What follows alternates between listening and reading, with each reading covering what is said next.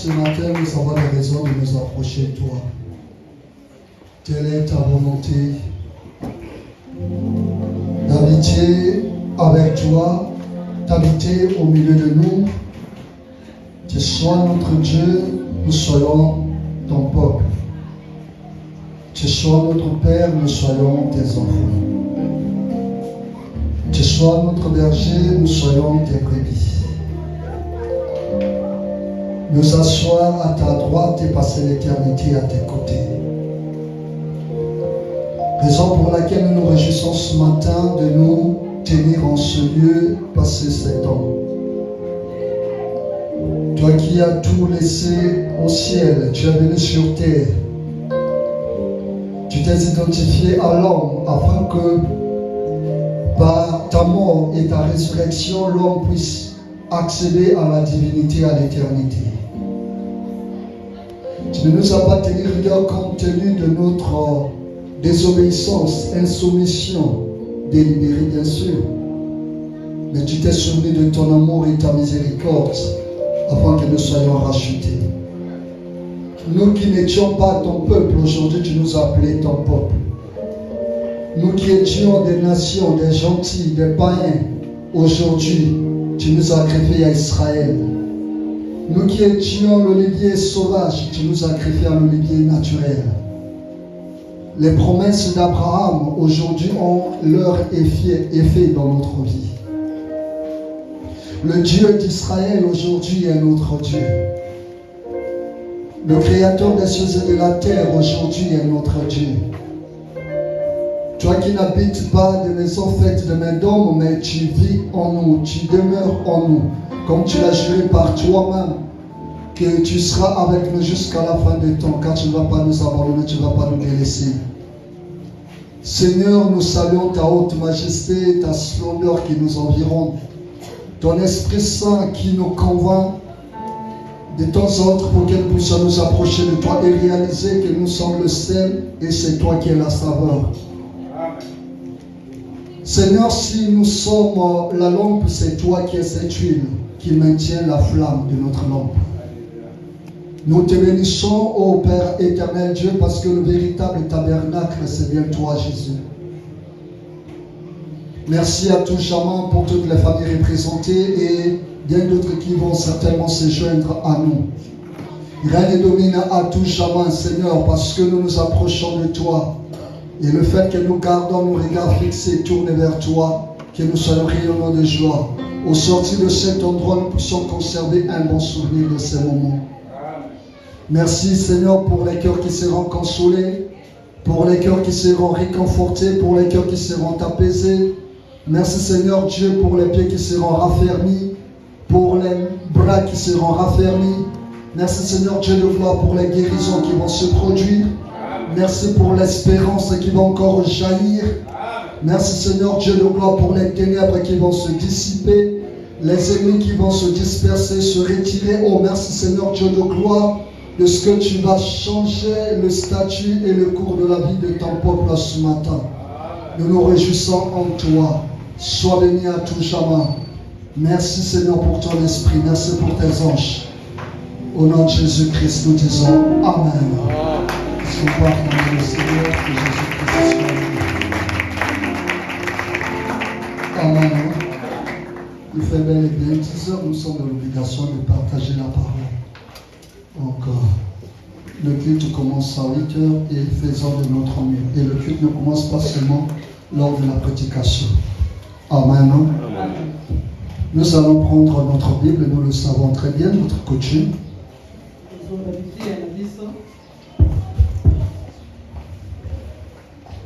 Nous ouvrons notre Bible. Nous allons lire Psaume 118 du premier au dernier verset. Psaume 118, versets 1 à 29, en d'autres termes. Le livre des psaumes, c'est pratiquement au milieu de la Bible. Donc on a la facilité. C'est l'un des livres les plus faciles à retrouver dans la Bible. Psaume chapitre 118, 1 à 29. Si la santé ne fait pas défaut, ouvrir son livre, on peut se tenir debout pour le respect de la parole.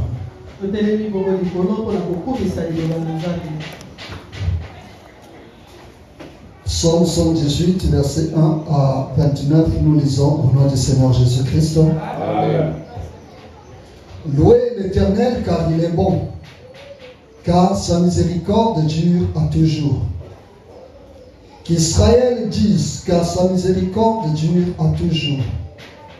Que la maison d'Aaron dise, car sa miséricorde dure à toujours. Que ceux qui craignent l'Éternel disent, car sa miséricorde dure à toujours. Du sein de la détresse, j'ai invoqué l'Éternel. L'Éternel m'a exaucé, m'a mis au large. L'Éternel est pour moi, je ne crains rien. Que peuvent me faire des hommes? L'Éternel est mon secours et je me réjouis à la vue de mes ennemis. Mieux vaut chercher un refuge en l'Éternel que de se confier à l'homme. Mieux vaut chercher un refuge en l'Éternel que de se confier au grand. Toutes les nations m'environnaient. Au nom de l'Éternel, je les taille en pièces. Elles m'environnaient, m'enveloppaient. Au nom de l'Éternel, je les taille en pièces. Elles m'environnaient comme des abeilles. Elles s'éteignent comme un feu d'épine. Au nom de l'Éternel, je les taille en pièces. Tu me poussais pour me faire tomber, mais l'Éternel m'a secouru. L'Éternel est ma force et le sujet de mes louanges. Il est devenu mon salut. Des cris de triomphe et de salut se lèvent dans les tentes des justes. La droite de l'Éternel manifeste sa puissance. La droite de l'Éternel est élevée. La droite de l'Éternel manifeste sa puissance. Je ne mourrai pas, je vivrai et je raconterai les œuvres de l'Éternel. L'Éternel m'a châtié, mais il ne m'a pas livré à la mort. Ouvrez les portes de la justice, j'entrerai, je verrai l'Éternel. Voici la porte de l'Éternel, c'est par elle contre les justes. Je te loue parce que tu m'as exaucé, parce que tu es devenu mon salut. La pierre qu'ont rejeté ceux qui bâtissaient est devenue la principale de l'homme. C'est de l'Éternel que cela est venu. C'est un prodige à nos yeux. C'est ici la journée que l'Éternel a faite. Qu'elle soit pour vous et qu'elle soit pour nous un sujet d'allégresse et de joie. Ô Éternel, accorde le salut. Ô Éternel, donne la prospérité. Béni soit celui qui vient au nom de l'Éternel. Nous vous bénissons de la maison de l'Éternel. L'Éternel est Dieu et il nous éclaire. Attachez la victime avec des liens, amenez-la jusqu'au corne de l'autel. Tu es mon Dieu et je te louerai. Mon Dieu, je t'exalterai. Louez l'Éternel car il est bon, car sa miséricorde dure à toujours. Est-ce qu'on peut s'asseoir pour acclamer la parole de Dieu, acclamer le Seigneur, acclamant Jésus, manifestant la joie d'être dans sa présence. Manifestons la joie d'être dans sa présence. Manifestons la joie. Je dis manifestons la joie d'être dans sa présence.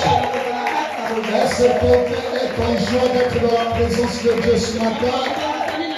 Est-ce que quelqu'un est en joie d'être dans la présence de Dieu ce matin? Exprime-le par des acclamations et des ovations. Exprime-le par ta manière d'acclamer le Seigneur. Exprime-le par ta manière de célébrer ton Dieu. Lorsque quelqu'un est en joie, on ne le force pas pour l'exprimer. Lorsque quelqu'un est dans l'allégresse, on ne le force pas pour l'exprimer. C'est automatique. Même s'il peut se taire, en le voyant, vous reconnaîtrez qu'il est en joie. Il va afficher une bonne mine. Les yeux sont le miroir de l'âme. Lorsque quelqu'un est en joie, son visage va toujours rayonner. Et on saura que telle personne est en joie. De la même manière, lorsque quelqu'un est triste, même s'il peut faire semblant, vous reconnaîtrez que telle personne est triste. Parce que les yeux trahissent. Les yeux sont le miroir de l'âme. Oh, j'aimerais recevoir en ce lieu les acclamations de ceux qui sont en joie. J'aimerais recevoir en ce lieu les ovations de ceux qui sont en joie. Exprime ta joie. Exprime ta joie. Si tu reconnais que Jésus est ton appui, si tu reconnais que Jésus est la source de ton salut, si tu reconnais que Jésus est le rocher de ton salut, si tu reconnais que Jésus est la source de ta joie, et ne t'empêche pas, exprime-le. Exprime-le, célèbre ton Dieu. Qu'il soit béni, qu'il soit exalté, qu'il soit magnifié, car sa miséricorde dure à toujours. Est-ce que quelqu'un peut dire sa miséricorde dure à toujours? Oh, j'aimerais que nous puissions le dire autrement. La miséricorde de mon Dieu dure à toujours. La miséricorde de mon Dieu n'a pas de fin. Amen. Reprenons nos places. Je vous salue tous dans le nom de Jésus. Grande est ma joie de me voir encore ce matin au milieu de vous. Ça fait pratiquement 3 dimanches que je n'ai plus pris le micro ici. Le premier dimanche, j'étais à Talangai. Le deuxième à Djata. Et le troisième ici, mais c'était le révérend Sylvain qui avait prêché. Amen. Non? Depuis un moment, je sens en moi l'empressement de vous parler. Depuis un moment jusqu'à ce jour, je sens toujours cette envie de vous parler. Amen. Ésaïe 8, le verset 20 dit ceci. Ésaïe 8, le verset 20, la Bible dit, si l'on ne parle pas ainsi, il n'y aura pas d'aurore pour ce peuple. Alléluia. En d'autres termes, si on ne parle pas, le jour où encore le soleil ne se lèvera pas sur le peuple. L'aurore, c'est tôt le matin, le soleil du matin. Donc il faut que quelqu'un parle pour que le jour vienne, le soleil se lève. Donc si on ne parle pas, la nuit va se prolonger. Alléluia. Et je suis là ce matin pour parler afin que ta nuit ne se prolonge pas. Je suis là ce matin pour que ce cycle vicieux ne se prolonge pas. Je suis là ce matin pour annoncer afin que ton jour puisse s'élever.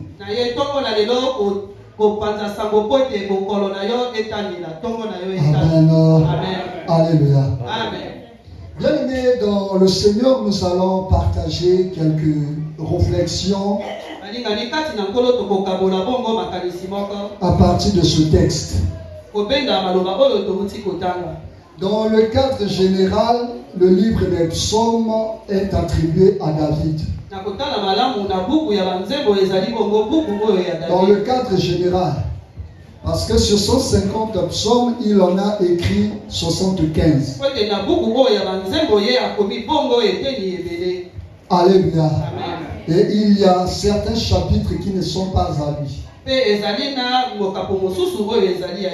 Moïse a écrit, Salomon aussi, les serviteurs d'Ézéchias aussi ont écrit, Asaph a écrit, qui d'autre encore? Je pense qu'il y a quelque chose comme ça. Donc il y a, et puis il y a aussi des chapitres anonymes dont les auteurs ne sont pas connus.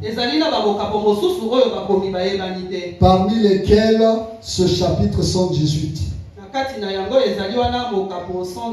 Généralement on l'attribue à David, mais l'auteur n'est pas connu. Parce que quand on creuse la profondeur de la date de ce chapitre, ça remonte au temps futur. David n'était plus. Il y a plus de rapprochement lors du rétablissement du temple. Lorsque les enfants d'Israël étaient de retour de Babylone, il y a plus de rapprochement le jour de la dédicace, le jour qu'ils avaient dédié le temple reconstruit. À cette époque, David ne vivait plus, il était déjà décédé. Amen. Alléluia. Et il y a 4 premiers versets qui nous interpellent ici et qui est reproduit au dernier verset. Il est dit, louez l'Éternel car il est bon, car sa miséricorde dure à toujours. Premier, deuxième, troisième et quatrième verset, on est revenu sur la même chose. Car sa miséricorde dure à toujours. Car il est bon, car sa miséricorde dure à toujours. Et le dernier verset revient aussi sur la même phrase, la même expression. Car il est bon, et sa miséricorde dure à toujours. Rapidement, je vais nous situer d'après le contexte de chaque verset. Le premier verset dit, louez l'Éternel car il est bon, car sa miséricorde dure à toujours.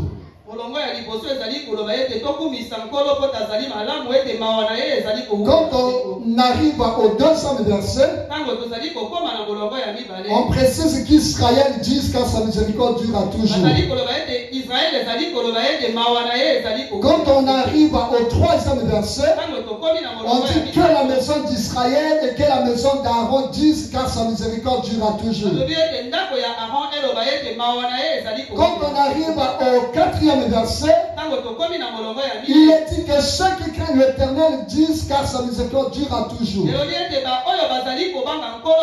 Donc, par rapport à cela, nous comprenons qu'il y a une dispensation ou bien une catégorisation des choses. Dans la première partie, ça concerne tout le monde. Voilà pourquoi il est dit louez l'Éternel. Car il est bon, car sa miséricorde dure à toujours. En d'autres termes, dans le premier verset, on est en train de nous enseigner en ce qui concerne la célébration de l'Éternel. Ça concerne tout ce qui respire. Parce que nous le savons très bien, la Bible dit que tout ce qui respire loue l'Éternel. Donc que ce soit les chrétiens, les musulmans, les sorciers, les païens, les oiseaux, les animaux, tout ce qui respire a l'obligation de louer l'Éternel. Donc par rapport au premier verset, c'est une recommandation concernant tout être vivant. Cela dépasse la frontière de la foi. En d'autres termes, on veut tout simplement dire louer l'Éternel ne relève pas seulement du fait d'être chrétien. Louer l'Éternel implique tout être vivant. Tout ce qui a souffle, tout ce qui respire est appelé à louer l'Éternel, à reconnaître la bonté de Dieu, à reconnaître la miséricorde de Dieu. Alléluia. Lorsqu'on parle de la miséricorde, on met un accent particulier sur le fait que nous sommes sauvés par la miséricorde de Dieu. C'est-à-dire, Dieu n'a pas mis un accent particulier sur notre méconduite, sur notre désobéissance, mais Dieu s'est appuyé sur sa miséricorde pour nous sauver. C'est par la miséricorde de Dieu que nous nous sommes sauvés. C'est par la miséricorde de Dieu que Jésus a donné sa vie en rançon. C'est par la miséricorde de Dieu. Donc en d'autres termes, on ne le mérite pas. Mais parce que Dieu est plein de miséricorde, il a manifesté cette expression en donnant sa vie, en nous conservant la vie. Donc chaque fois que nous respirons, nous sommes appelés à louer l'Éternel. Alléluia. Ça c'est la première partie qui concerne tout le monde. Mais lorsque nous arrivons au deuxième verset, il y a un accent particulier sur Israël. Alléluia. Or, tous ceux qui ont souffle de vie, il n'y a pas qu'Israël. Il y a les Congolais tels que nous sommes. Il y a les Américains, les Français, et ainsi de suite. Alléluia. Mais ici, on met un accent particulier sur Israël. Donc, parmi tant de nations, Dieu s'est choisi une nation. Dieu s'est choisi Israël comme son premier-né. Et Dieu insiste à ce que Israël puisse reconnaître la miséricorde de Dieu. Alléluia. Alléluia. Qu'Israël loue l'Éternel. Qu'Israël reconnaisse la miséricorde de Dieu. Qu'Israël reconnaisse la bonté de Dieu. Jadis, Israël n'était pas une nation. Israël n'était pas du tout un royaume. Israël était juste une famille. Alléluia. Juste une famille. Mais au fur et à mesure, Dieu dans sa miséricorde s'est imposé jusqu'à ce qu'Israël soit compté parmi les nations. Qu'Israël reconnaisse la miséricorde de Dieu. C'est Dieu qui lui donne la vie. C'est Dieu qui le protège. C'est Dieu qui prend soin de lui. C'est Dieu qui combat pour lui. C'est Dieu qui lui donne la victoire. C'est Dieu qui pourvoit ses besoins. C'est Dieu qui l'environne de ses soins. Qu'Israël reconnaisse la miséricorde de Dieu. Alléluia. Mais de nos jours, par la foi en Jésus-Christ, nous sommes devenus Israël spirituel. En d'autres termes, que l'Église reconnaisse la miséricorde de Dieu. Chaque fois que nous sommes en vie, rappelons-nous toutefois de la miséricorde de Dieu. Louons l'Éternel parce que sa miséricorde durera toujours. Chaque jour que nous nous levons, ce n'est pas parce que nous le méritons. Ce n'est pas parce que nous sommes meilleurs. C'est la miséricorde de Dieu. C'est la miséricorde de Dieu. Chaque fois que nous nous approchons de Dieu, c'est la miséricorde de Dieu. Chaque fois que nous invoquons le nom de Jésus, c'est par la miséricorde de Dieu. C'est par sa miséricorde que nous sommes aujourd'hui le peuple de Dieu. Et à cause de cela, nous lui devons cette allégeance, nous lui devons cette reconnaissance. La miséricorde de Dieu dure toujours. Au troisième verset, on met un accent particulier sur la maison d'Aaron. Or, la maison d'Aaron n'est pas exclue d'Israël. Mais pourquoi cette particularité?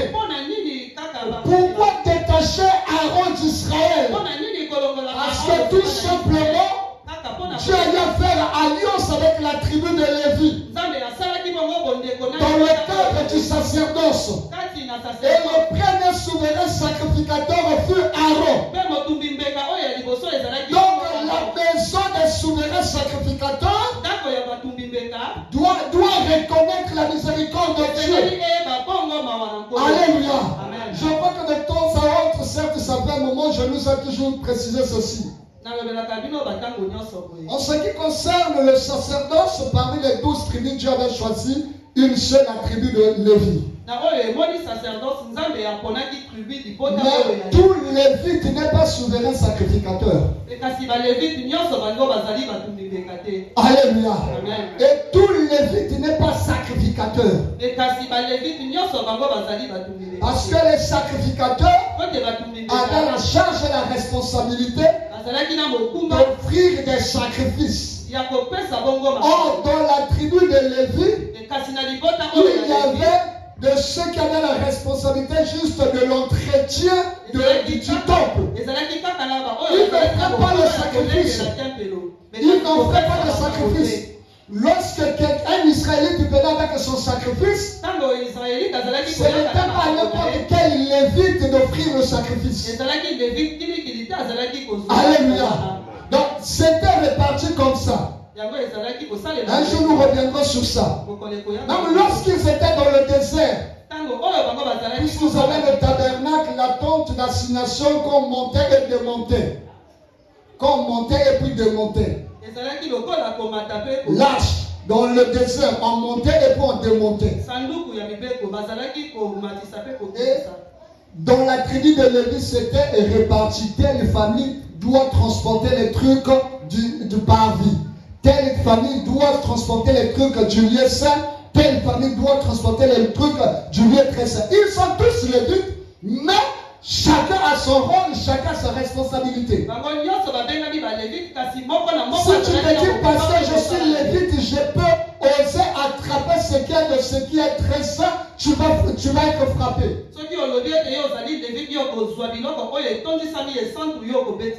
Oh, est-ce qu'on me comprend? Que la maison d'Israël, la maison d'Aaron, dise sa miséricorde durera toujours. C'est quoi la maison d'Aaron? C'est la maison qui avait la responsabilité du sacerdoce. Le chef suprême du sacerdoce du temple. Tous ceux qui devaient être souverains sacrificateurs devaient être nés d'Aaron. Donc même si tu es lévite, tu n'es pas né d'Aaron, tu ne seras pas souverain sacrificateur. Alléluia. Alléluia. Et la Bible dit que la maison d'Aaron dise sa miséricorde durera toujours. Lorsque nous parlons de la maison d'Aaron, nous parlons du sacerdoce, nous parlons du temple, nous parlons de la maison de Dieu. Et par rapport à cela, bien-aimés, nous reconnaissons que ce n'est que par la miséricorde de Dieu que nous pouvons nous approcher de Dieu, que nous pouvons servir Dieu, que nous pouvons tenir le micro pour prêcher. Ce n'est que par la miséricorde de Dieu. Ce n'est pas par mérite.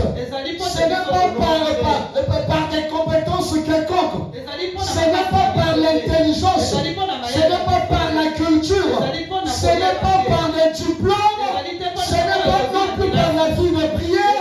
Ce n'est pas non plus par la sanctification extrême. Mais c'est par la miséricorde de Dieu. Parce qu'il y a des gens qui ne prêchent pas la parole de Dieu, mais qui prient parfois plus que ceux qui prêchent la parole de Dieu.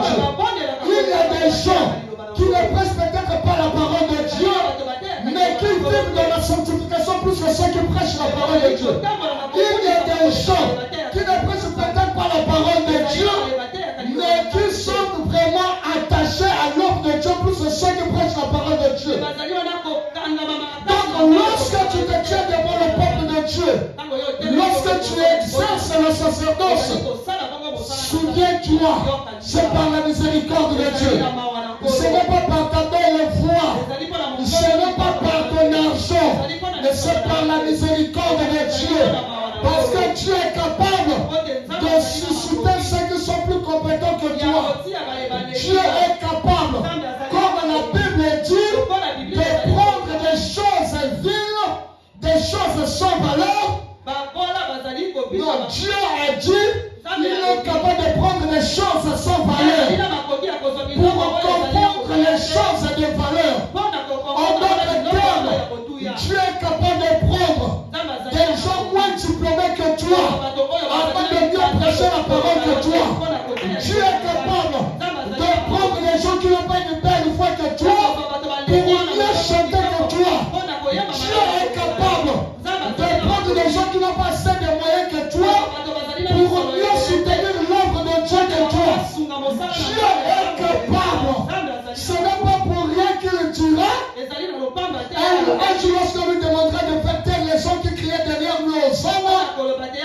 il leur répondra. Si ces hommes se taisent, je susciterai même les pierres pour louer l'Éternel.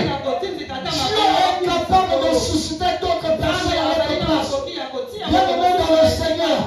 Quelle que soit notre compétence, quelles que soient les éloges, les appréciations des hommes, devant Dieu, nous ne sommes pas irremplaçables.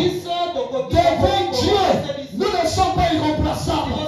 Un jour, Élie pouvait se croire, on pouvait dire, je suis resté le seul prophète en Israël.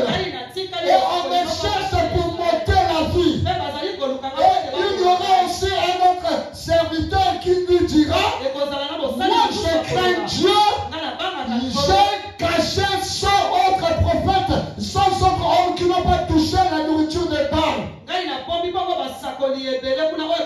Mais Dieu dira à Élie, il y a 7000 personnes, 7000 hommes qui ne n'ont pas fléchi leurs genoux devant Baal. Toi, tu ne vois que toi.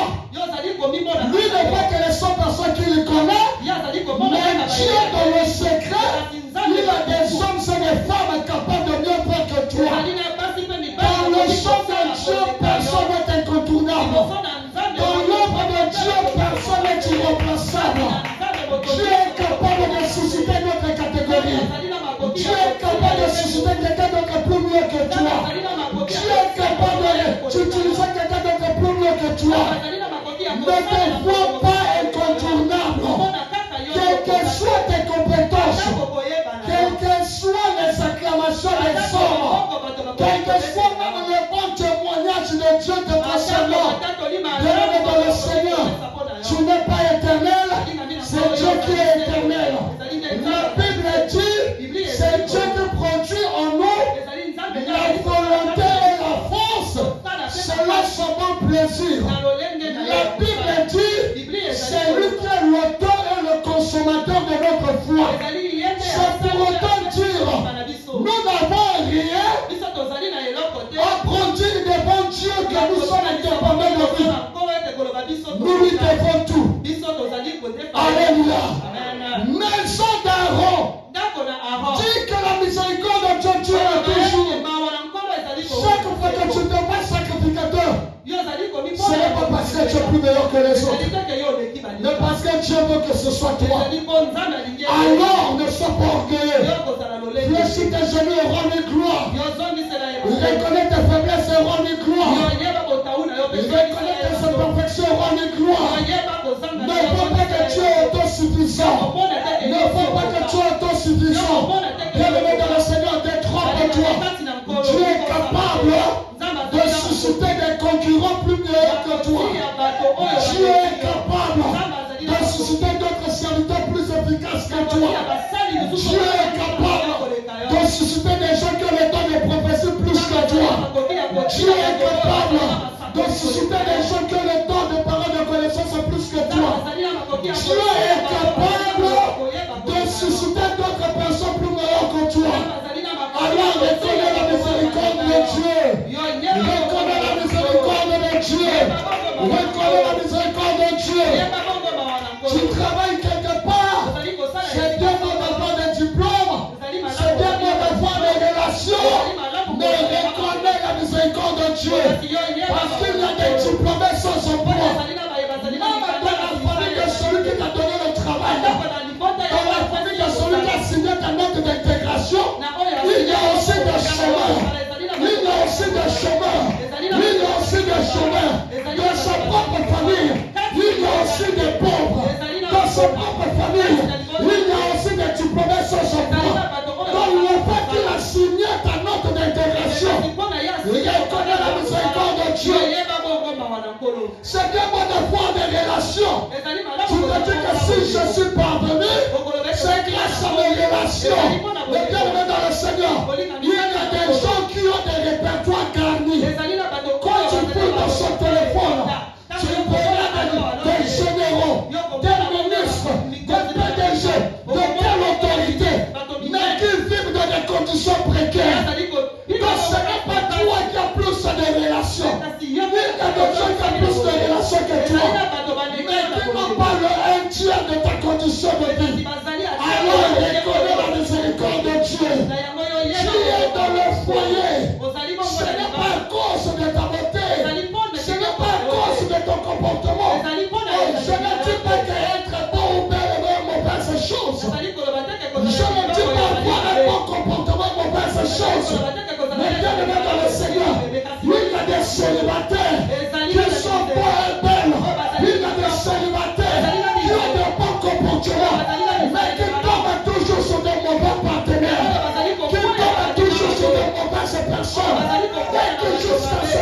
célibataire, ce n'est pas parce que tu es meilleur, mais reconnais la miséricorde de Dieu. Reconnais la miséricorde de Dieu. Reconnais la miséricorde de Dieu. Tu as des moyens. Tu prends soin de ton foyer. Ne pense pas que ton foyer est stable à cause de tes moyens. Il y a des gens qui ont des moyens. Il y a des hommes qui ont des moyens. Mais qui connaissent des foyers stables. C'est bien bon, tu as des enfants. Tu glorifies le Seigneur, merci pour les bons enfants que tu m'as donnés. Mes enfants ne sont pas délinquants. Je prends soin de mes enfants pour qu'ils finissent leurs études. Je prends soin de mes enfants pour qu'ils deviennent des cadres. Mais quelque part, reconnais la miséricorde de Dieu. Parce que parmi les délinquants, il y a aussi des enfants des autorités. Il y a aussi des enfants des gens qui ont des moyens plus que toi. Quand reconnais la miséricorde de Dieu, parce que tes enfants ne sont pas dans le trouble. Reconnais la miséricorde de Dieu, parce que tes enfants ne sont pas dans la démence. Reconnais la miséricorde de Dieu. Quelqu'un dira, non, c'est parce que je viens d'éduquer mes enfants. Nous nous connaissons quand même. Alléluia. Mais nous nous connaissons quand même. En dehors de l'église. Qui fait quoi? Toi, parfois, tu pries mieux qu'un tel. Tu crains Dieu plus qu'un tel. Tu sais Dieu plus qu'un tel. Mais parfois, celui qui a eu une vie de conversion douteuse prospère plus que toi. Alléluia. Logiquement, par rapport à la crainte de Dieu, Dieu n'exauce pas les pécheurs. Le sacrifice d'un méchant est une abomination à l'Éternel. Mais on va se rendre compte qu'il y a peut-être des personnes qui n'ont pas assez de vie de prier. Les vies calmes et stables. Mais celui qui craint Dieu, qui sait Dieu, qui s'attache au Seigneur, Seigneur pour l'œuvre de Dieu, vit en vacillant, tâtonnant. Est-ce que craindre Dieu est mauvaise chose? Non, bien aimé dans le Seigneur, c'est pas ce que je dis. Craindre Dieu, c'est une bonne chose. Craindre Dieu est une bonne chose. Est-ce que craindre Dieu est mauvaise chose? Bien aimé dans le Seigneur, craignons Dieu. Vivons dans la sanctification. Servons le Seigneur. Soyons justes devant Dieu. Mais c'est sa miséricorde qui triomphe. On ne va pas parfois dans l'église. Pendant qu'il y a quelques-uns qui vivent dans la sanctification, dans la chasteté, donc sont dans la fornication, un jour se retrouve dans un foyer. Mais celui qui a vécu dans la chasteté pendant des temps, le foyer ne vient pas. Quel contraste! Parce qu'en plus de la chasteté, il y a la miséricorde de Dieu. En plus des efforts humains que nous devons fournir, il y a la miséricorde de Dieu. Oh, je ne dis pas à quelqu'un de désobéir au Seigneur. Mais je dis plutôt que chacun doit reconnaître la miséricorde de Dieu dans sa vie. Craignons Dieu et reconnaissons la miséricorde de Dieu.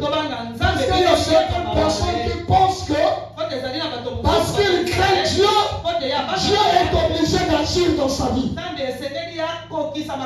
Parce qu'il vit dans la sanctification, Dieu est obligé d'agir dans sa vie. C'est juste une partie. Mais l'autre partie, Dieu fait grâce à qui fait grâce, miséricorde à qui fait miséricorde. Alléluia. Ça, c'est le domaine de la souveraineté de Dieu. Comme personne ne maîtrise le domaine de la souveraineté de Dieu, qu'est-ce qu'il nous faut faire? C'est de nous conformer à ce que Dieu nous demande de faire. C'est-à-dire de nous conformer dans la sanctification. Nous conformer dans la crainte de Dieu. Nous conformer dans la chasteté. Tout en recourant à la miséricorde de Dieu et laissant à Dieu d'agir, d'accomplir sa volonté suprême. Ne dis pas que non, comme je vis dans la crainte de Dieu, ne vient pas, je vais vivre dans les débauches. Bien aimé dans le Seigneur. Ce n'est pas toi qui fais grâce, c'est Dieu. Et nous prions tous le même Dieu, mais nous ne jouissons pas tous de la même grâce devant Dieu. Quelqu'un ne m'a pas compris. Je le redis. Nous prions tous le même Dieu, mais nous ne jouissons pas de la même grâce devant Dieu. Dieu ne va pas accorder à nous tous la même dimension de grâce. Nous ne recevons pas tous de mon Dieu la même part de grâce. À chacun Dieu donne selon sa souveraineté. Ça, c'est relève de Dieu. Je crois que vous avez donné ce témoignage que j'ai entendu quelque part. Il se vivait vraiment dans la crainte de Dieu, la sanctification et autres, la chasteté et autres. Et servait le Seigneur. Servait le Seigneur. C'est pour l'œuvre de Dieu. Mais la condition de vie précaire, le foyer ne vient pas. Elle souffre. Elle continue à craindre Dieu. Elle continue à servir Dieu. Elle continue à venir dans la présence de Dieu. Mais les portes sont hermétiquement fermées. Mais juste dans l'église, il y avait aussi notre soeur qui venait, mais qui avait double vie. En dehors du fait qu'elle venait à l'église, en dehors du fait qu'elle servait Dieu, parfois elle était 2 ans au bureau quelque part. Parfois elle était 3 ans au bureau quelque part. Parfois elle était dans la boîte. Parfois elle était dans une cave. Et c'était comme ça. Et socialement, financièrement, elle était ngebou. Alléluia. Et l'autre soeur s'est dit, moi je crains Dieu. Elle ne craint pas Dieu. Mais sa vie semble marcher. Alors que la mienne, c'est du tohu-bohu. Comme de temps en temps, il y a toujours ton tel qui me dérange. Je vais quand même oser moi moko. Dis à ton voisin, moi moko. Moi moko wana ememia na sida akufa. Alléluia. Moi moko wana wali nebo qu'il a essayé à attraper le sida. Elle a perdu sa vie. Mais l'autre qui était là façon, elle est toujours en vie. Nous prions tous le même Dieu, mais nous ne jouissons pas de la même grâce devant Dieu. Alors ne compare pas ta vie à X ou bien Y. Ne mène pas ta vie en concurrence avec X ou Y. Tu es unique et la grâce de Dieu t'accorde est aussi unique. Tu es unique. La rigueur que Dieu exerce sur toi est aussi unique. Ne fais pas parce que telle sœur fait. Ne fais pas parce que telle sœur fait. Ne fais pas parce que tel frère fait. Vous n'êtes pas identiques. Chacun sa vie, chacun ses combats, chacun ses défis, chacun sa destinée.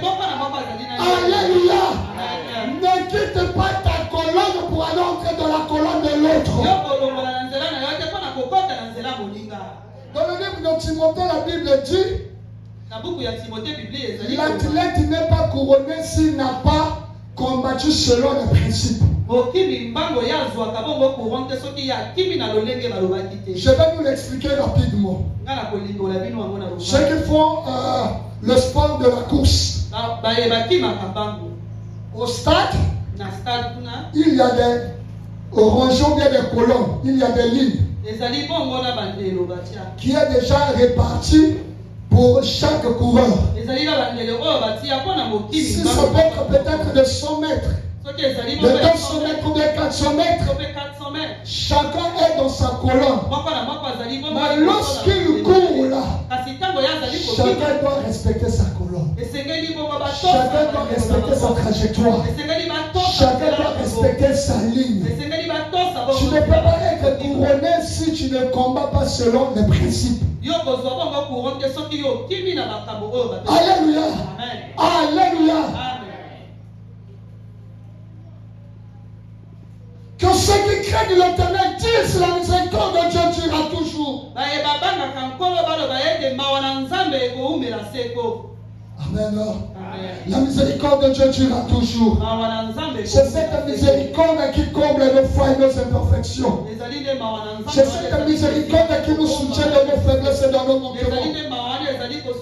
Je vais rapidement bien dans le Seigneur. Peut-être le dimanche prochain, on reviendra encore sur ça par rapport à certains détails importants. La Bible dit ceci. Le verset 5. Du sein de la détresse, j'ai invoqué l'Éternel.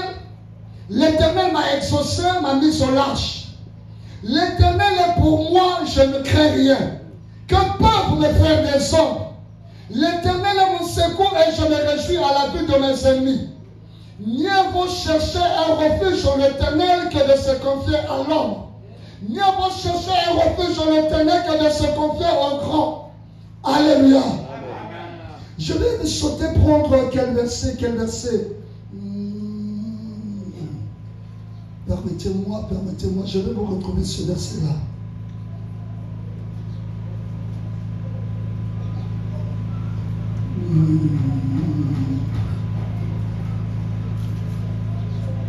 Le verset 18, la Bible dit, l'Éternel m'a châtié, mais il ne m'a pas livré à la mort. Non, c'est pas ça. Je te pense que tu m'exauces, c'est pas ça, le 22, 23, 24, 25. Non, c'est pas ça.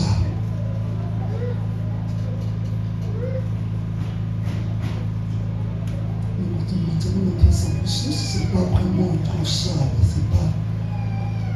C'est pas ça.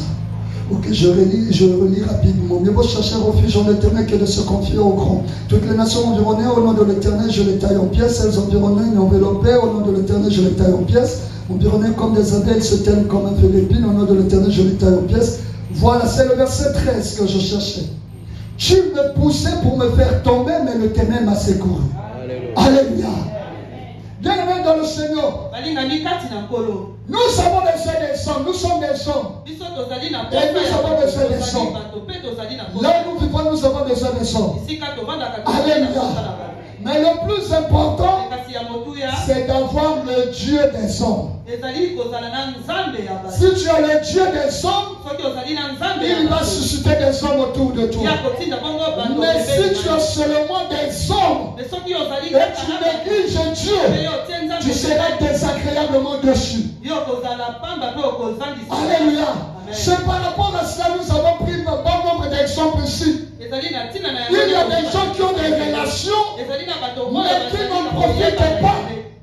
Parce qu'ils sont des hommes et non pas le Dieu des hommes. Nous avons besoin des hommes autour de nous. Tout comme les autres ont besoin de nous. Mais bien aimés dans le Seigneur, si Dieu n'est pas au centre de toutes ces relations-là, ça ne va pas aboutir. Amen. Vous savez, quelqu'un peut être dans le besoin.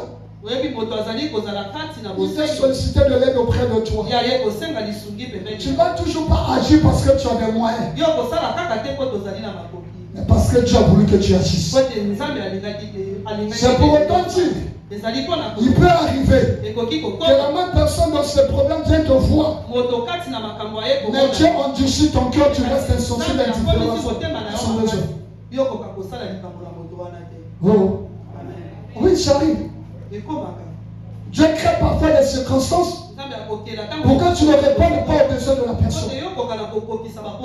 Et si tu as le discernement, si tu n'as pas le discernement, tu vas te poser une question. Mais qu'est-ce qui se passe? Pourquoi ça? Tu oublies toujours. Tu es toujours indisponible. Tu es toujours dans des situations pour ne pas répondre à sa doléance.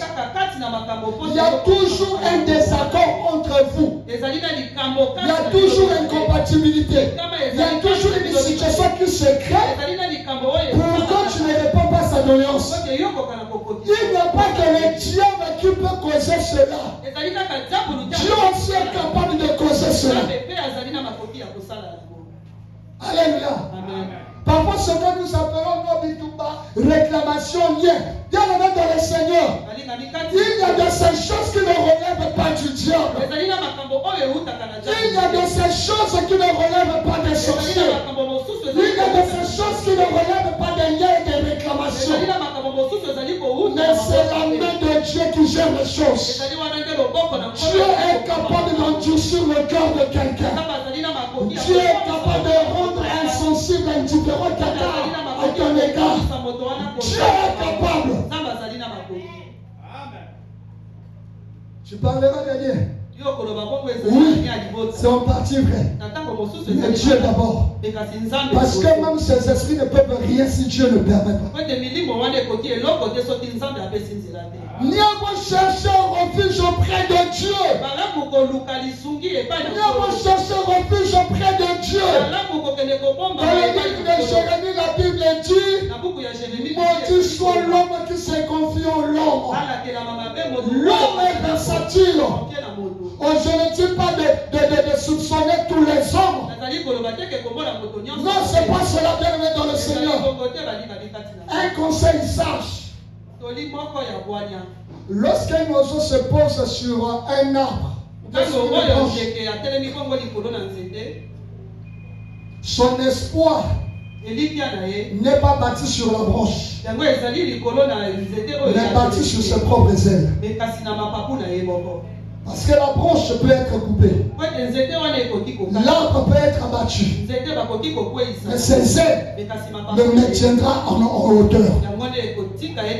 Alléluia.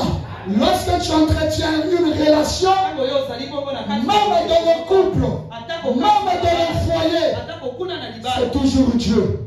La Bible dit, le fil, la corde à 3 fils ne se rompt pas facilement.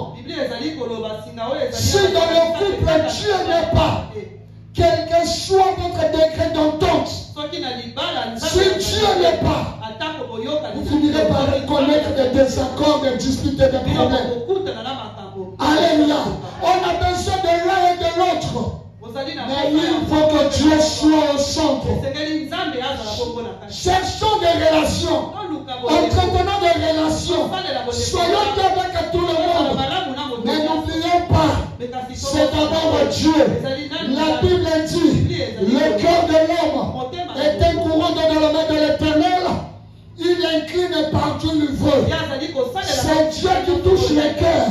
C'est Dieu qui combat les cœurs. Tu es dans le besoin. Tu as une bonne relation. Tu as des diplômes. On te fait telle promesse. N'oublie pas la prière. N'oublie pas Dieu. N'oublie pas Dieu. Parce que c'est Dieu qui va toucher le cœur de la personne, qui va rappeler la personne, qui va convaincre la personne pour te faire du bien. Même lorsque tu te rends à l'hôpital, tu te croises avec le plus grand expert, le plus grand spécialiste dans le meilleur hôpital. Tu as tous les moyens nécessaires. N'oublie pas Dieu. C'est Dieu qui touche les cœurs. C'est Dieu qui gère toutes choses. Pour nous, les enfants de Dieu, mettons Dieu au centre de tous les moindres détails de notre vie. Dans ton travail, mets Dieu. Dans ton commerce, mets Dieu. Au niveau de tes clients, mets Dieu. Au niveau de tes partenaires, mets Dieu. Dans tes études, mets Dieu. Dans ton foyer, mets Dieu. Dans ta famille, mets Dieu. C'est Dieu qui maintiendra l'harmonie. Alléluia. Qu'est-ce qui se passe parfois des gens avec lesquels on avait de bons rapports, sur lesquels on comptait? Quand il y aura tel problème, seront les premiers à intervenir. Mais le problème arrive comme ça, ils sont indisponibles. Le problème arrive comme ça, ils ne sont pas là. Le problème arrive comme ça, ils ne nous assistent pas. C'est à cause de cela d'ailleurs. Bon nombre de personnes sont dessus et les relations sont rompues. Parce qu'on espérait que tel qu'on entretient de tels rapports, quand il y aura un problème, il sera toujours le prix. Et quand le problème arrive, il n'est pas là. Dans la même ville, il ne veut pas te rendre visite. Il a des moyens, mais il ne veut pas t'assister.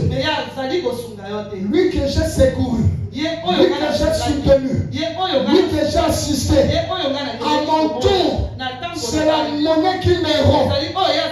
Lui et moi, c'est fini. Bien-aimé dans le Seigneur, tu es dessus parce que tu avais trop mis ta confiance en lui comme Dieu. Alléluia. Dieu ne partage jamais sa gloire avec qui que ce soit. Entretien des bons rapports. Les places Dieu toujours au centre de tout. Sinon un jour, tu pourras être déçu. C'est-à-dire, non, en d'autres termes, est-ce que parce qu'on met Dieu en tout, on ne pourra pas connaître la déception, la trahison? Alléluia. Amen. Ça peut arriver. Mais le problème c'est que parce que Dieu est en toi, avec toi, ça ne va pas te causer autant de représailles, autant de déceptions que celui qui n'a pas Dieu. En réalité, celui qui a Dieu s'attend à tout. C'est-à-dire, ça peut marcher, tout comme ça ne peut pas marcher. Celui qui a Dieu se prépare comme ça. Quand tu entretiens une attitude, quand tu exerces une activité, tu entretiens une relation avec un homme et que tu, par rapport à certaines réalités, tu te prépares moralement et psychologiquement. Je le vois là. Il ne m'inspire pas vraiment confiance. Mais je reste quand même. Le jour qu'il va causaquer, le jour qu'il va mal agir, tu ne seras pas trop déçu. Parce que tu t'es déjà préparé comme ça.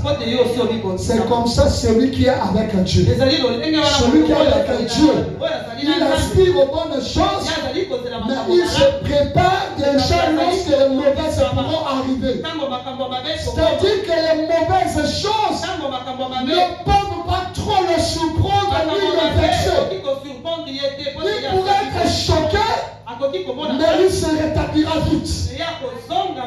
Parce qu'il se préparait déjà comme ça. Parce que Dieu peut agir dans le sens contraire. J'ai entendu un témoignage. Une dame était en train de prier pour que Dieu le bénisse. Dieu la bénisse, Dieu ouvre ses portes. Dieu donne ses limites. Dieu change les cours de sa vie. Elle a sérieusement prié. Et chaque jour elle priait sur ça. Vous savez qu'est-ce qui va se passer?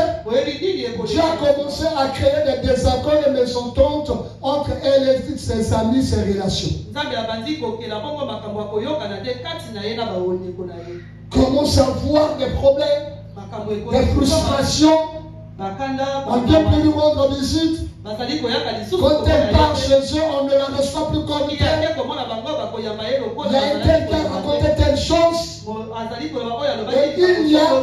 Et il y a rétrogradation dans son environnement.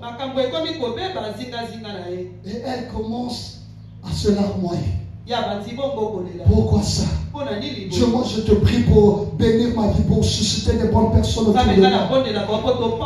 Mais qu'est-ce qui se passe?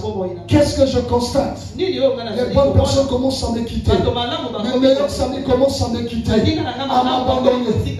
En réalité, Dieu était en train de faire la sélection pour lui susciter des bonnes personnes pour ça. Mais d'après elle, par rapport à ses relations, par rapport à la position de ces personnes, elle se disait que toutes ces personnes seraient une bénédiction pour elle. Mais Dieu savait que parmi toutes ces personnes, il n'y en avait que quelques pour sa bénédiction. Les autres étaient là juste pour un temps. Et ces autres-là, en la voyant venir, allaient la combattre. Et Dieu a commencé à les retirer. Celui qui a Dieu s'attend à tout. Ce n'est pas qu'il manque de foi. Ce n'est pas qu'il est pessimiste. Mais tout simplement parce qu'il fonde sa confiance en Dieu. Que mon Dieu agit d'une manière ou d'une autre. Alléluia. Mon Dieu agit d'une manière ou d'une autre. Il peut agir d'après ce que je vois, j'entends, je veux. Tout comme il peut agir dans le sens contraire, mais pour mon bien. Parce que la Bible dit, toutes les choses concourent au bien de ceux qui aiment Dieu. Alléluia. La Bible dit, je m'arrêtais par ce verset 13. Tu me poussais pour me faire tomber. Mais Dieu m'a secouru. Bien-aimé dans le Seigneur, Dieu sera toujours ton secours. N'oublie jamais dans toutes tes relations. L'homme est ce qu'il est. Nous avons besoin des hommes parce que nous sommes aussi des hommes. Il n'y a pas que toi qui as besoin des autres, les autres ont aussi besoin de toi. De la même manière, il peut arriver que tu sois indifférent et insensible aux besoins, aux cris de cœur des autres. De la même manière qu'il peut arriver que tu sois indisponible aux besoins des autres. De la même manière qu'il peut arriver que tu rencontres des problèmes, te remets incapable de répondre aux besoins des autres. De la même manière, il peut arriver que tu sois submergé par un certain nombre de problèmes pour ne pas assister l'autre. Comprends-le aussi comme ça que ce sera le cas des autres. Il y a ceux qui m'attendent à la naïté.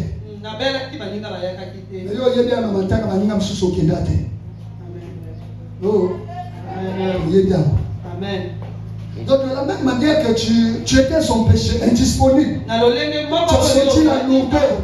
À chaque fois que tu penses y aller, tu ne comprends pas, tu es toujours indisponible. Tu sens la lourdeur. Et jusqu'à parfois l'enterrement, tu n'es pas parti. Parfois même la cotisation, tu n'as pas envoyé. Mais pourquoi tenir rigueur aux autres? Oh. Pourquoi haïr les autres? Pourquoi rejeter les autres? Parce qu'ils t'ont fait ça. Amen. Il y a beaucoup de gens qui pensent que je suis trop bien avec les autres, les autres seront obligés d'être trop bien avec moi. Détrompe-toi. Est-ce que quelqu'un me comprend? Ne pense pas parce que tu te comportes bien envers tout le monde que forcément tout le monde se comportera bien envers toi. Détrompe-toi. Ne pense pas parce que tu es sensible aux besoins des autres. Les autres seront obligés d'être sensibles à tes besoins. Détrompe-toi. Ne pense pas parce que tu es toujours le premier à assister les autres que eux aussi seront obligés de t'assister. Détrompe-toi. C'est la raison des blessures intérieures. C'est la raison des frustrations, des indignations.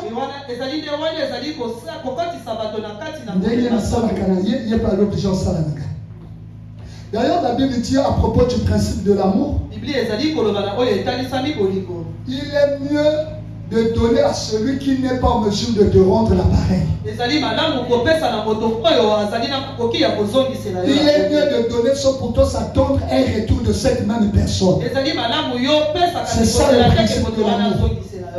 À ce moment-là, si la personne ne te rend pas l'appareil, tu ne seras pas déçu. Mais si d'après toi, tel que je le fais, là, lui aussi il sera obligé de le faire. Et qui ne le fait pas, tu seras déçu. Et cette déception, si tu la gères mal, tu pourras la généraliser. Parce que bien-aimé dans le Seigneur, de la même manière que tu es imparfait, reconnais l'imperfection des autres.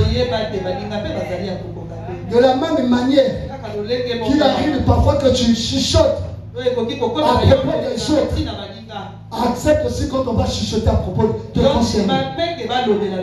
De la même manière que tu vois telle personne pour lui dire le mal qu'un tel a fait. De la même manière, accepte aussi quand on va raconter ton mal chez les autres.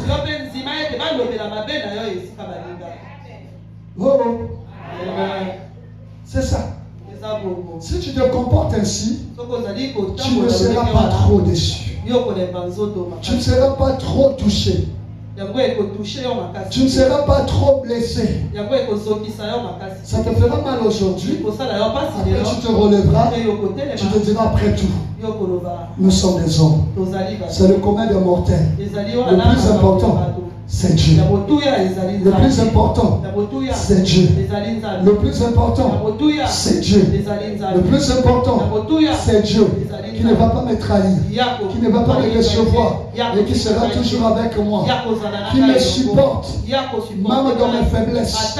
Il est toujours en moi. Il est toujours avec moi. Il marche toujours avec moi.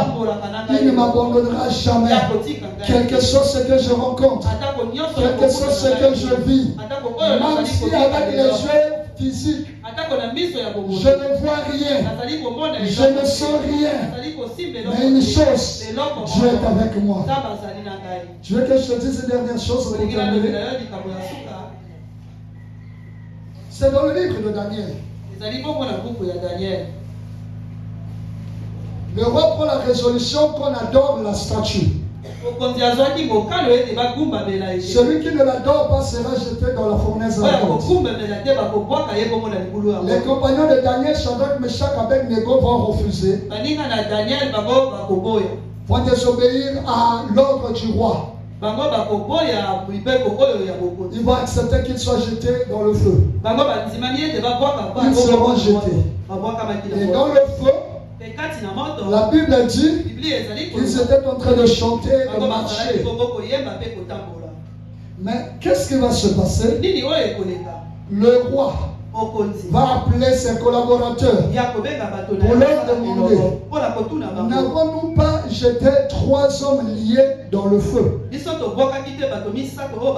diront: oui, roi.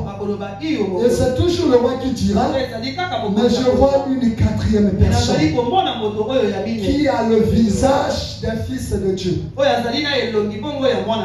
Oh. Ce n'est pas Shadrach, Meshach, Abednego qui ont vu cette 4e personne. C'est le roi. Pour Shadrach, Meshach, Abednego, il n'était qu'à 3. Mais Dieu était au milieu d'eux.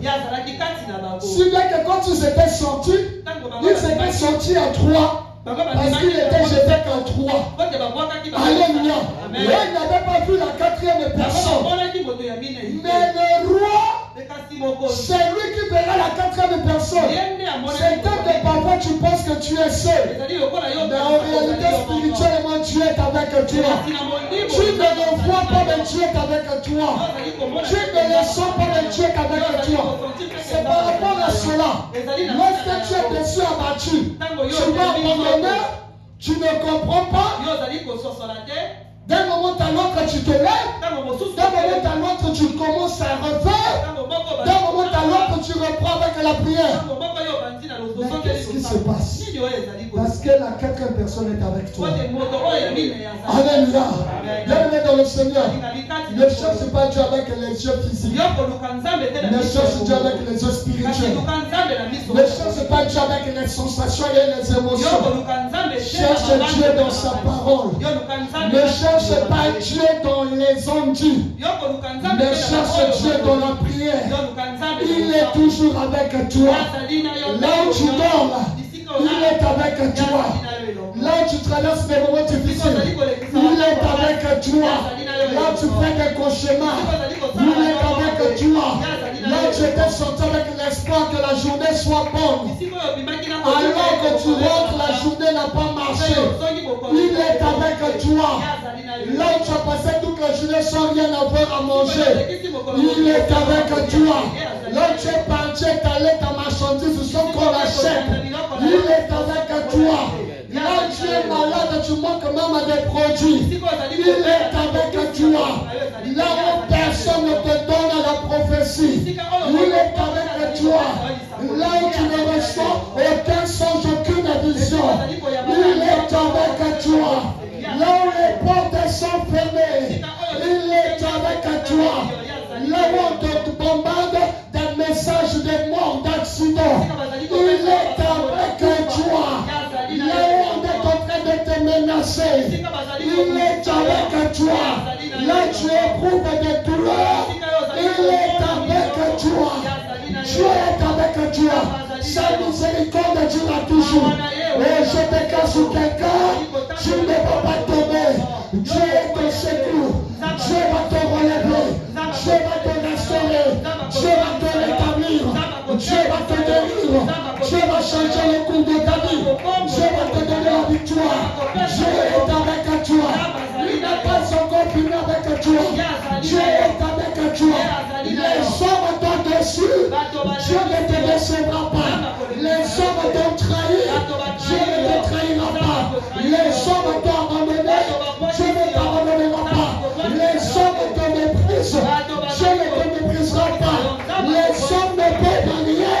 Dieu est capable de tout. Ton Dieu est vivant. Ton Dieu est vivant. Ton Dieu est vivant. Ton Dieu est vivant. Celui que tu viens donner ici est vivant. Celui que tu viens porter ici est vivant. Lorsque tu quittes chez toi, tu te dis je m'apprête, je me rends à l'église, je dis que ce Dieu est vivant. Lorsque tu quittes chez toi, tu te dis que je me rends à l'église, ton Dieu là est vivant. Ton Dieu là est vivant. Ton Dieu là est vivant. Il est capable de changer le cours de ta vie. Tu ne pourras pas rester chez toi. Tu ne pourras pas te reposer. Mais tu t'es dit, je dois me rendre à l'église. Et je dis à quelqu'un, le Dieu de l'église est avec toi. Le Dieu de l'église est avec toi. Celui que tu es venu chercher ici est avec toi. Quand on va finir, il ne va pas rester ici. Quand on va finir, il ne va pas rester ici. Il va sortir avec chacun de nous. Il va rentrer avec chacun de nous. Il va partir avec chacun de nous. Et il sera avec chacun de nous. Ton Dieu est vivant. Ton Dieu est vivant. Ton Dieu est vivant. Ton Dieu est vivant. Il n'est pas en dehors de toi. Il est en toi. Il est en toi. Il n'est pas en dehors de toi. Il est en toi. Donne-moi un instant, mon bien-aimé. Parce qu'il arrive parfois de croire que Dieu m'a abandonné. Je ne m'exauce pas. Je n'écoute plus ma prière. Je me reproche. Dieu est en colère contre moi. Parce que le ciel est fermé. Je dis à quelqu'un, ce n'est toujours pas à cause de ton péché. Ce n'est pas parce que tu n'as pas vu que Dieu n'est pas avec toi. Ce n'est pas parce que tu n'as pas reçu que Dieu n'est pas avec toi. Ce n'est pas parce que tu n'es pas guéri que Dieu n'est pas avec toi. Ce n'est pas parce que tu pleures tous les jours que Dieu n'est pas avec toi. Ce n'est pas parce que jusqu'à ce jour ça ne marche pas que Dieu n'est pas avec toi. Il a juré par lui-même. Je ne t'abandonnerai pas. Je ne te laisserai point. Je serai avec toi jusqu'à la fin des temps. Ton Dieu est vivant, bien-aimé. Ton Dieu est vivant, bien-aimé. Ton Dieu est vivant, bien-aimé. Ton Dieu est vivant, bien-aimé. Ton Dieu est vivant, bien-aimé. Ton Dieu est vivant. Peu importe ce que tu rencontres, ton Dieu est vivant. Dieu est en train d'écrire l'histoire de ta vie. Dieu est en train d'écrire le témoignage de ta vie. Peu importe le moment difficile, peu importe la honte et l'humiliation, Dieu est avec toi.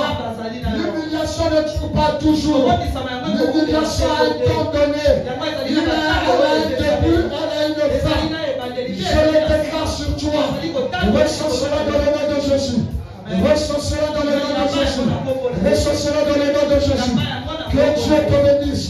Que Dieu soit avec toi. Que Dieu soit avec toi. J'aimerais que tu élèves ta voix. foi. Commence à parler à ton Dieu. Dis Seigneur, je traverse des moments difficiles. Il m'arrive bien souvent de dire que tu n'es plus avec moi. Il m'arrive bien souvent de dire que tu m'as abandonné. Il m'arrive bien souvent de ne plus croire à ma réussite. Il m'arrive bien souvent de ne plus croire au succès. Il m'arrive bien souvent de ne plus croire à l'accomplissement de tes promesses. Mais ce matin, tu m'as parlé que tu es avec moi. Tu ne vas pas m'abandonner. Même dans les douleurs, tu es avec moi. Tu me prends lorsque je pleure. Tu me prends lorsque je gémis.